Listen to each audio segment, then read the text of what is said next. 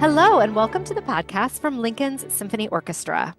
I'm Executive Director Barbara Zock Lee, and today we're going to speak a little bit about the actual art that we are creating as a group of musicians. And I think when many people think about orchestras, they think about an institution that's responsible to curate the great art that has been passed down to us from generation to generation, from the wonderful composers like Bach, Mozart, Brahms, Beethoven. And this is really an enormous part of our job, but it's also such a wonderful privilege that we can also curate the great art that is being created today by composers who are living in these times, writing for musicians who are their friends and colleagues. So today we're going to talk about the importance of creating art that's relevant for today's culture and how we orchestras can shape the future of music. So joining me are LSO's music director, Edward Polochick, LSO's composer-in-residence, Elena Ruehr, and LSO concertmaster, Anton Miller. Welcome to the three of you. Thank Thank you. you. Great to be here. Elena, maybe it's a little bit of a natural start to begin with you, since you're currently in the process of writing a piece dedicated to LSO and specifically to our concertmaster. So I'm curious, how do you start writing a piece? How you go about it? How is it different to write a piece specifically for a group of people, in this case, that you've spent the last couple of years getting to know, and for a dear friend like Anton? It's very interesting because this whole piece that I'm writing, this violin concerto, started with Anton and I sort of joking around and talking about what we could do. And I said, what if I wrote the cadenza first and then wrote the piece based on what the cadenza was going to be? And so I started writing little tricky things. Well, actually, Anton sent me some clips of you playing, I think you were playing what did you, Sibelius? Were you playing Sibelius? And you sent me some clips of you playing favorite little moments from concertos. And I was like, oh, I could kind of steal that or use something like that, you know? And I was just sort of listening to what you like to play. And then I wrote a couple little cadenza-like things. And then you sent me videos of you playing them. And they Yeah, sound, and it was like you were sight reading. It sounded amazing already. it was so cool. No, it was really great. So that to me, that's one of the most amazing things that happens. I also, of course, love to play the great works, and that's a whole genre that's just it's wonderful and it's great to do. But there's something that is so new and fresh and exciting about being involved in a new composition, and especially when it's a composition written by somebody that you love and respect and love their music and Exactly. understand their music and have played their music, and then they're actually creating something that you're involved in the creation of. It's something that's it's not like anything else that we do. It's a wonderful um, feeling. It's a wonderful sort of it's great to actually have that, to be able to go back and forth and have that. And the thing that was really fun for me was knowing Elena's music and knowing Elena, to be able to play those kinds of things and thinking of, maybe she'll do, something that I can't imagine that she'll write. But maybe that will help her and inspire her to write some stuff. And then the next things that she sent back were different than the first things that she sent. And then I played those things for her. And so we have this back and forth. So it's a real creation, a real process of creation, which I think that's for a performer, that's wonderful, that then I can take that and then show that to an audience, that I can actually play something that we've created together, that Elena has written, that then I can interpret and then communicate to an audience. So there's something that's just very real about that. It's real and fresh. And And it's Ed, very fun as oh, a go ahead. composer, very fun as a composer to be able to go back and forth. And I don't always send my sketches to people because I'm a little superstitious. I like to keep it kind of quiet, you know. But with Anton, I really trust him and I know that he knows what I'm all about and we're good friends. And so I sent him a little example of something. And I said, just kind of play with it and improvise a little. And he did. And I was like, oh, that's even better. And so I put it in. You don't know this That's yet. so cool. Put it in, yeah. And those little six you were playing. And Yeah, right. The yeah, the little double stops and stuff. Ed, it's a little bit different to be the conductor because you will then be handed this completed piece. How is your process different, playing a piece that's by someone you know and love versus playing some of these pieces that are, you have many recordings to draw from. It's really a leap of faith, I think, to get this score placed in front of you. It is that's a good way of putting it. When with our commitment to programming music of living composers, women composers, composers of color, composers in the past who might have gotten overlooked for whatever reason, and that research that takes you through the oeuvre of a composer, or maybe leads you to doing that. That is that's kind of the exploratory aspect of figuring out, how do I now approach this? It's very different now, having known Elena for 2 years now, I guess and having heard now a lot of your works, and also conducting some of your works, and I'm getting all excited about doing more and more, which I just told you before we started this podcast. There's I don't know, there's almost like a magnetism that pulls me toward your center, Elena, and that is for me very special, because when I'm then looking at a score without having heard it or whatever, and which is going to be the case with the violin concerto, because there are no recordings of it. It's this kind of a quest of rediscovery, and the brilliance of two incredible musicians, Elena and Anton, working together that have created this very special moment. I, though, have the opportunity to go to both of them, each of them separately or together, and say, what am I doing here? How do you hear this, or how do you figure this, or what was your concept in molding this or creating this? And I can tell you what my feeling is about it, but I want to see if I'm on the right path, or if I'm joining you on that path to what you hear in your mind's ear, which I cannot do with Mahler or Stravinsky or any of the 20th century composers that I. You can do whatever you please. That reminds me of a funny story that's a little too long to tell, but as a conductor, once you step on the podium, that's it. I mean, you're the maestro. But I have always said that my work is done at that point. This, and Anton and I have spoken about this, and you too, Barbara. We spoke about this at great length. That my job comes in all the preparation, the suggestion, the ideas of if the composer writes this on the score, the way I've interpreted that is this way, and then we figure out how to put that together. The beauty of that also is when you know the composer, and we have such a glorious composer in Elena as our composer-in-residence, is then I'm able to say, what should I do here? Is that should it go faster, slower? Should it be more legato? Should it be in one bow? Should it be separate? Whatever it is, you can make all kinds of suggestions, but then you can get an answer for that, and something that's definitive.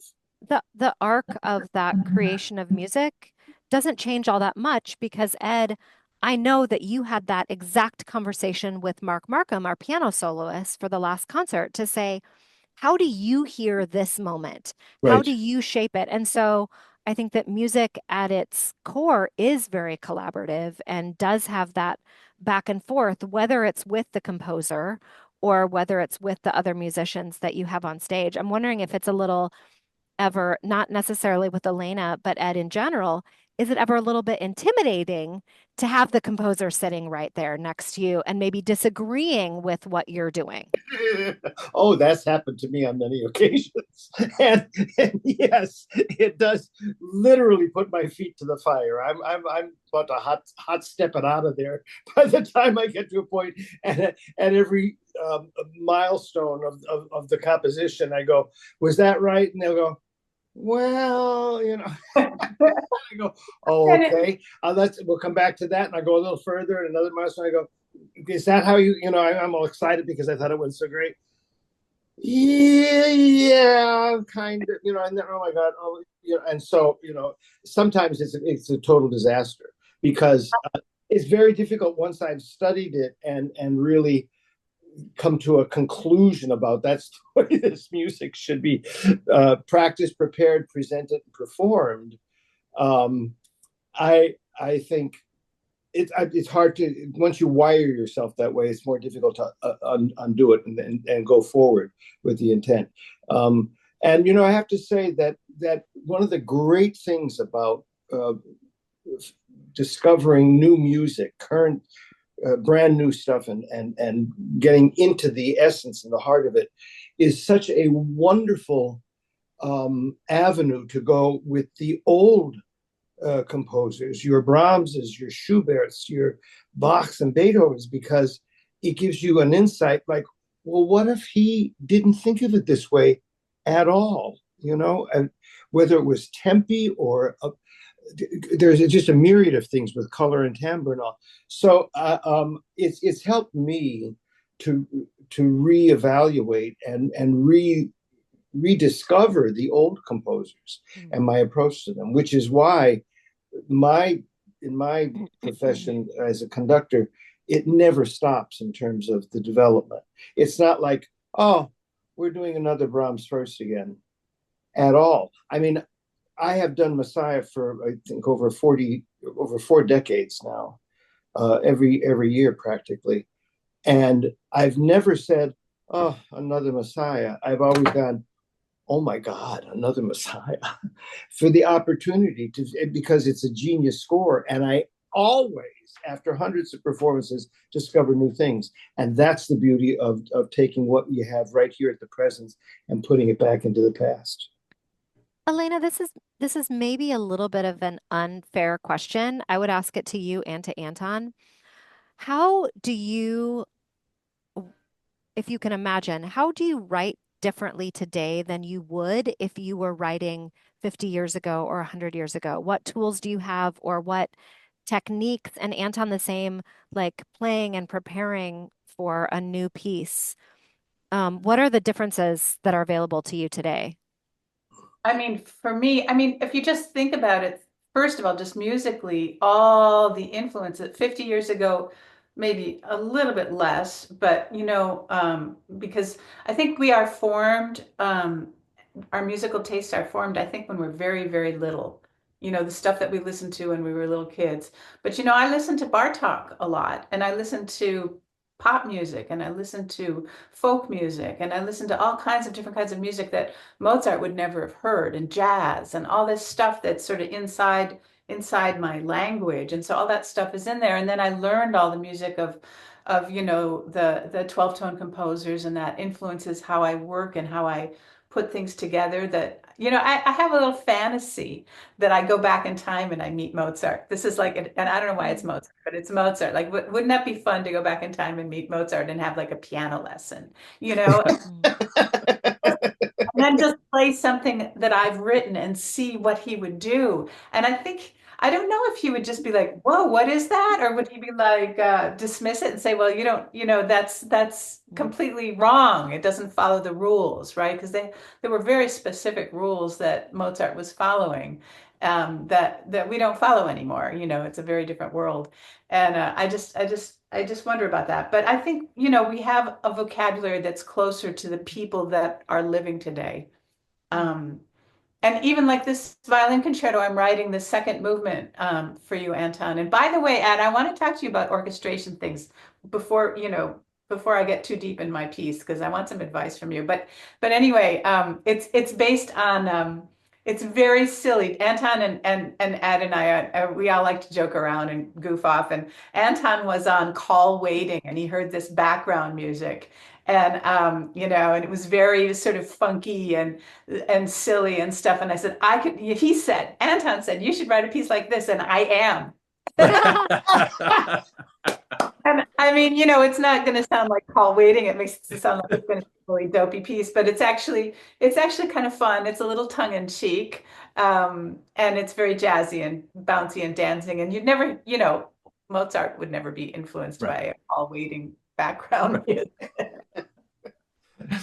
Anton, what about you? And from from a performer's standpoint, it's interesting for me. I just think about um, like the violin, string instruments have been around for a really long time, and the actual like playing of a string instrument, it the actual technique that it takes to play is still the same as it was 300 years ago.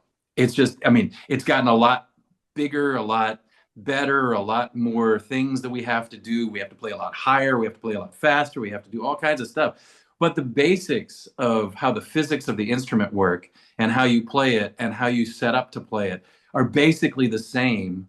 It's probably, you know, like making wine or something. It's like it doesn't change. Like it's you found the formula and that formula stays the same. What's different though is I think really about what audiences get to hear and then your reaction to how you either what you play for audiences or how you interact with audiences. And I think in, you know, maybe 50, 75, 100 years ago, let's say even 100 years ago, there are, you know, some recordings, but not many recordings. Now people have access to, you know, you can get recordings of, you know, 300 different recordings of Sibelius concerto, violin concerto. I mean, it's like the recordings are just everywhere. So as a performer, you have access to all kinds of information like that, and you know you have to find your own path, and you have you know lots of you know again resources to you know you can study, you can you know listen to lots of different things, but then you have to find your own way and you have to find your own path. So it's a lot of it is the sort of the conventions that have gone on and changing those conventions. So there are conventions that, you know, pieces, especially pieces that have been around for, you know, hundreds of years, you know, there's, you do a retard in this place because everybody wants to hear, you know, slow down here, and you speed up here because everybody wants it to speed up. And changing those things, I think this is, you know, the time when, you know, we get to look at things in a fresh way. Like Ed was saying, you know, something might have been played for the past 150 years, but then when you play new things and then you kind of get informed about, hey, well, you know, it doesn't have to be that same way. We can do something more interesting here with this piece.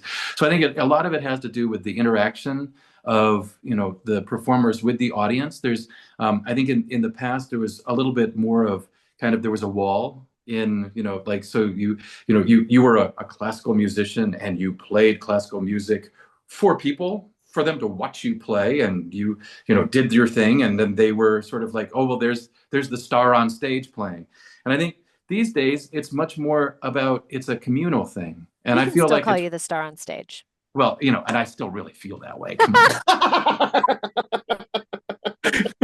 No, but what I love is that, and I was going to say, you know, we were talking about the sort of the creative process and, you know, composer, performer, conductor, and the fourth side of that is the audience, and Yeah. especially when you have you're creating a piece for the first time, a premiere. There's nothing like that. There's nothing that's fresher than playing for an audience that hasn't heard a piece before, that you're playing for the first time for these people, and it's something totally new. It's just there's something And really beautiful about I that. also think there's something very, very special for our audience to see Elena stand up Yeah, and receive that applause, and to know that at intermission, they can go talk to her and say, yeah, this part of that piece really hit home to me. And I recently went through X, Y, or Z that I read in your program notes that you were going through when you wrote this piece. There is a way to connect to that that's very different than connecting to any other kind of music. To be able to see the creator and meet them and talk to them.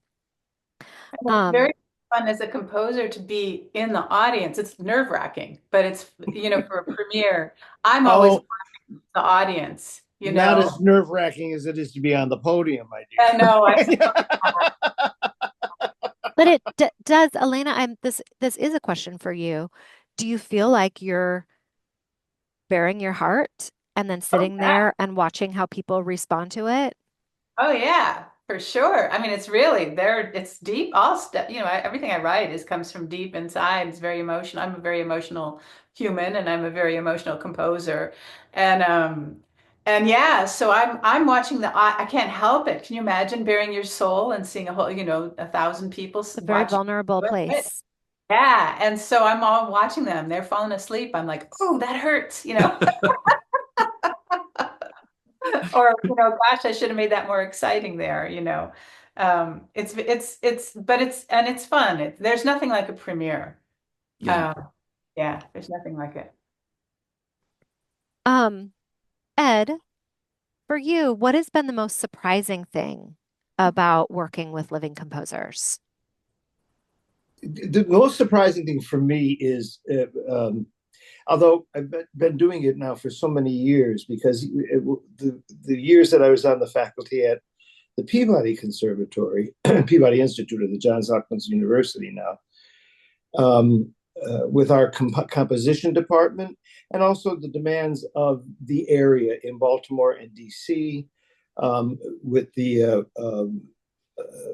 various new music groups that are here. I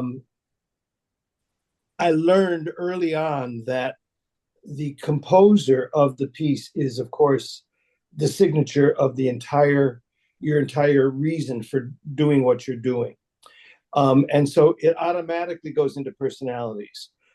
If your personality can lock into what that person, he or she, is thinking or doing, no matter how they explain it, because it's very easy to misunderstand what people are saying in terms of either interpretation or what they meant mentally when they put it down physically on paper. I find it the most difficult challenge for me is to try to figure out the personality and the core of that composer. And then I can understand more about what he or she meant with that particular composition. It dictates kind of how you approach it. And it's always good. One of the great things about doing the music of live composers is that you have the opportunity nowadays to speak, even if they're thousands of miles away. Mm-hmm. Ed, can I tell my John Cage story at this point? Oh yes, that's a Okay. great, because that's So, exactly what I'm so trying to say here. so when I was in school, I was it was called the Focus Festival at Juilliard, and there was Joel Sachs ran it, and he would give out pieces that people had to play, and I was assigned John Cage, 59 and a half seconds for a string player. And it was a score that just had 4 lines, and it had just squiggles all over the place. And they represented bow pressure and approximating pitches and various strings and, all kinds of different like sounds and even knocking sounds and stuff. And all that I could figure out as a student was, well, it had to last for 59 and a half seconds. So what's the point of this piece? And I was thinking, what's the character? What does it represent? What is all this? And I didn't really know much about John Cage's music. And I didn't realize that when all of his writings, it's just like, it's organic sound. And it's just however the sound works, there are these things that happen. And that's the performance. And it's all, again, very organic. And it could be, banging on rocks. It could be playing radios. It could be it could be nothing. It could be total silence. So it didn't really matter. But I didn't really understand that concept. So I was just pulling my hair out about this piece because I didn't know what it was supposed to sound like. I thought I sounded like crap because I was just going crack, crack, crack, crack, crack, crack. And I went to Joel Sachs and I said, Joel, I just don't know how to play this piece. I don't think I can do this. And he said, well, why don't you give John a call? And I said, I can call John Cage? And he said, yeah, give him a call. Here's his number. Oh, you brave little young man. So I was up on the 5th floor of Juilliard, and on the payphone, I stuck my quarter in and I called John Cage, and he answers, hello, what? And I was like, oh, Mr. Cage. And then I totally was tongue-tied. I had no idea what to say. And I said, I'm playing your piece 59 and a half seconds for a string player. And he said, just a minute. And I hear him go back somewhere, and he's rustling through papers and all this kind of stuff. And I guess he's getting the score. And he comes back to the phone. He says, yes, what do you need to know? And then I didn't know what kind of question to ask, because I thought, if I ask, what the hell is this piece, then like he's going to be offended. Like I didn't know. So then I thought, well, I should ask my question. I need to know what it's supposed to sound like. So I kind of said, Mr. Cage, I need to know what it's supposed to sound like. And then there was dead silence. And I said, like, what kind of character should it have? Like, I didn't know what does it mean? And then after I said asked about the character, there was again silence. And he said, well, what sort of character does a rock or a tree have? And to me, that made so much sense, because then I realized it wasn't about trying to make it sound like Brahms or trying to make it sound like Bach or trying to make it. It was just an organic making of sound that was going to last a certain amount of time. And it was going to, like, the audience wasn't supposed to be, I wasn't communicating the way that I would normally communicate, which is, I'm going to show them that this phrase goes here and this music means this. It was just experiencing sound for 59 and a half seconds, natural sounds that I was making on my instrument. And I have to say, after that, after having talked to him for that, maybe a minute, I've done 59 and a half seconds. Yeah, right. Exactly. I've done a number of Cage concerts where we programmed lots of Cage, and I always really enjoy playing it, and audiences love it. And it's just weird. Like, it's not like going to a normal music concert, because you're not going to hear tunes necessarily. You might, but you're going to hear like all these different ideas and sounds of ideas and things. And it's actually really, really interesting. And I love it. And I still have colleagues who just say, oh, that's just a fraud. That's not really music. And I totally get it. I understand why people don't think it is music. But I feel as a musician, it's another way to have a demonstration of what we can do and how we can communicate to people in a different form. But it's that conversation that I had with him that was, and I was so, like, that to me, that was the first time that I actually talked to a composer. And then since then, I just always made sure that if a composer was living, I made sure I talked to them, because it was like, it's like the revelation is, oh my gosh, this is amazing that we can actually have this conversation. So I've never played a piece by a living composer, I think, that I haven't actually had a conversation with since then. And I've played a lot of living composers. That is the perfect distillation of our conversation today, and what a nice way to end today's podcast. Thank you so much to the three of you for chatting with us today. And for our listeners, please subscribe to our podcast so you'll automatically receive the pre-concert chats for our final 3 concerts this season, along with any bonus content. Today's podcast was created in part with support from Humanities Nebraska. Thank you so much, and we hope to see you at an upcoming concert.